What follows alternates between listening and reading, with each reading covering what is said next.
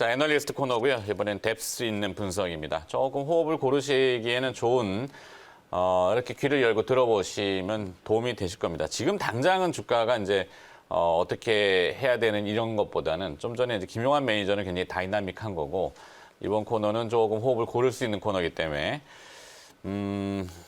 신한금융투자 리서치센터 증권보험 애널리스트고요. 임희연 연구원 자리에 있습니다. 어서 오십시오. 안녕하세요. 네, 오늘 타이틀이 보험업종 2021년도 관전 포인트 이렇게 되네요.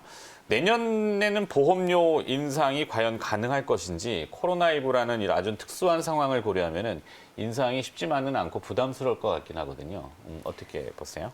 네, 사실 말씀하신 것처럼 지금 코로나19로 인해서 국민 생계 소득이 좀 어느 정도 좀 이제 불안정해진 부분도 있고, 좀 이제 코로나19의 이제 위기 극복을 위해서 굉장히 많은 정책들이 나오고 있는 가운데 실손 보험료 요율 인상을 지금 이야기하기에는 조금 부담스러운 환경이 아니지 않을까라고 보고 있습니다. 네. 좀 아무래도 쉽지 않을 것 같고요. 다만 문제는 지금 이렇게 실손 보험료를 올해 말에도, 그러니까 이제 내년에 이제 그 요율 인상을 좀 저지를 하게 된다면은 거의 한 4년 정도를 연속으로 실손 보험료를 충분히 올리지 못하게 되는 그런 현상이 일어나게 됩니다.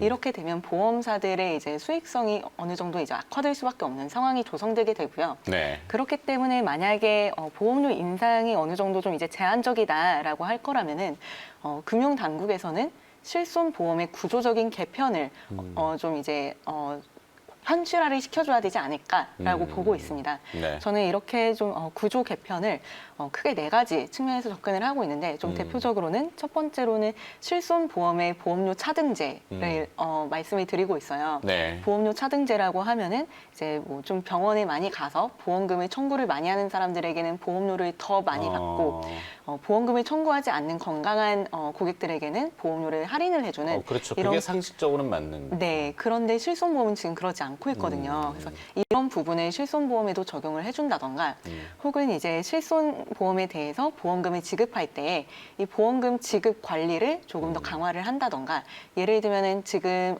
이 비급여 수가에 대해서 어느 정도 적정 수가를 결정을 해서 좀 이제 전반적으로 의료 수가를 조금 이제 낮추어서 보험사들의 어떠한 그 부담을 줄여준다던가 뭐 심사기관을 좀 이제 하나 설립을 해서 이게 과연 이제 정말 정당하게 보험금이 청구가 되었는지 심사를 네. 하는 이제 이런 쪽으로 지금 좀 정책이 나와야 되지 않을까라고 보고 있습니다. 까다로워지겠네요. 네, 맞습니다. 최근에 그 보면은 이제 교통사고라든지 뭐 음주운전 사고 네. 굉장히 이슈가 되잖아요. 그것이 다 이제 실제 보험 가입자들한테 악영향을 줄 수 있다. 뭐 이런 보도들도 많이 나오는데 네, 맞습니다. 연말에 또 이제 또 모임은 많이 하진 않겠지만 그래도 또 하여튼 음주 단속 이런 것도 좀 네. 강화될 거고. 네. 저도 건강검진을 받아본 지가 좀 오래돼가지고 바빠가지고 이거 안 받으면 보험료가 올라가는 이거 보험 프로그램은 아닙니다 저희가. 네네. 네. 저 혹시나 들어보신 분들은 또 보험 프로그램인가 이렇게 하실 수 있는데 그건 아니고. 네, 검의 제가 질문인데. 그게 이제 뭐 건강보험하고 보험료하고는 그러니까 이제 그 건강검진하고 그 실손보험료하고는 크게 관계가 있지는 않은 걸로 그렇죠. 알고 있습니다. 그러니까 이제 보험 가입할 때 네. 이제 정액으로 어느 정도 이제 보험료를 낼지 그 기간하고 이제 뭐 가입 보장을 이제 결정을 하고 거기에 따라서 이제 그 실비로 지급이 되는 보험이기 때문에 네. 말씀하신 그 건강검진을 하는지 여부에 대해서는 같이. 따로 이게 보험 네. 요율에는 들어가지 않는 걸로 저는 알고는 있습니다. 감사합니다. 갑자기 네. 보험 상담이 되면 안 되고. 자, 보험 회사 주가에 영향을 줄 수 있는 가장 큰 포인트는 반복적이지만 금리입니다. 네. 최근에 금리의 정책 방향성은 아예 또 어제 이제 금통위가 있었는데 동결. 네. 뭐 미국 같은 경우도 지금 금리를 만질 카드는 안 꺼낼 것 같고 시장 금리는 왔다 갔다 하긴 하는데 이 금리 방향성은 지금 어떻게 판단하세요? 네, 저희는 아직 그 하방 압력이 좀 존재하지 않을까라고 보고 있고요. 내년 국고채 순증액이 지금 한 110조 원 정도로 지금 나온 상황인데 이건 지금 역대 최대 규모입니다. 그런 가운데 저희가 하방 압력이 좀 있지 않을까라고 말씀드리는 이유는 일단 첫 번째로는 지금 경제 성장률이 너무 낮습니다. 네. 두 번째로는 지금 한국은행에서 이런 국고채 그 과잉 공급을 어느 정도 좀 컨트롤하기 위해서 비전통적인 저금리 유도 정책을 계속 이제 가져가고 있죠. 뭐 계속 이제 매입을 해준다던가 이런 부분들을 이제 근거로 했을 했을 때에는 2021년에는 아무래도 금리 변동성이 좀 이제 축소되고 하향 안정화되지 않을까라고 저희 채권팀에서는 전망을 하고 있습니다. 네. 그리고 이제 코로나19 영향이 장기화되면서 좀 이제 장기간 그 통화 완화 정책은 좀 지속될 개연성도 높아 보이고요. 따라서 이제 저희는 시장 금리의 빠른 반등보다는 좀 점진적인 이제 흐름이 예상이 되고 있고요.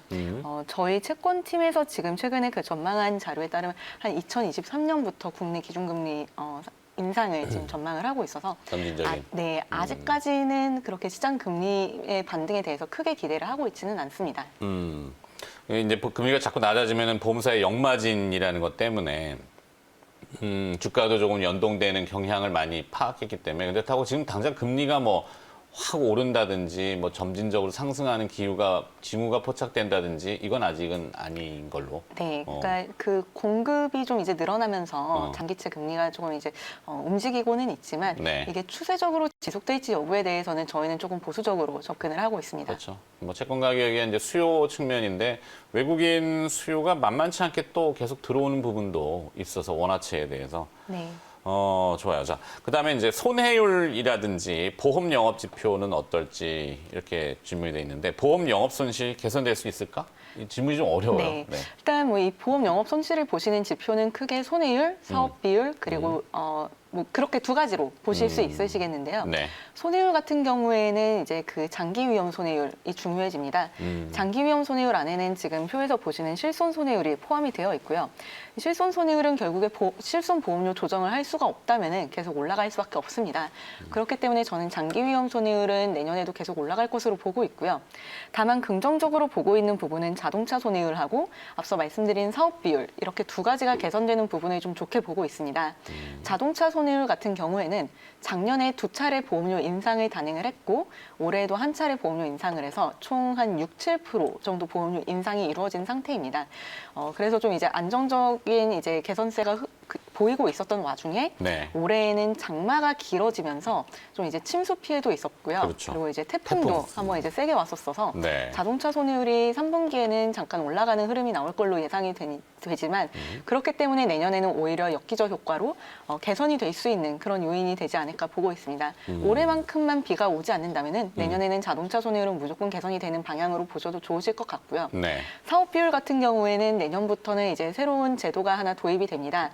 설계사들한테 지급하는 그 수수료 체계가 개편이 되는데 기존에는 보험회사들이 설계사들에게 지급하는 수수료에 대해서 상한선이 전혀 없었어요. 네. 원래는 없었는데 보통 일반적으로 월납 보험료의 한 1,500에서 1,700% 정도를 줬었어요.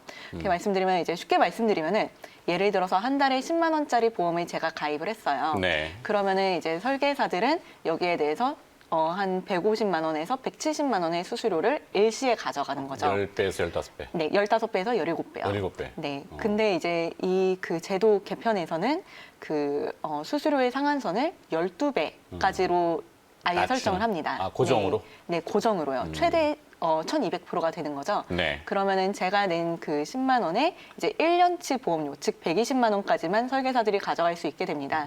그러면은 그 기존에 지급하던 수수료와 이제 이 1,200%의 그 갭만큼을 보험회사는 이제 비용이 줄어드는 그런 줄어들겠죠. 구조가 되기 때문에 보험 영업 손실은 개선될 것으로 저는 전망을 하고 있습니다. 네.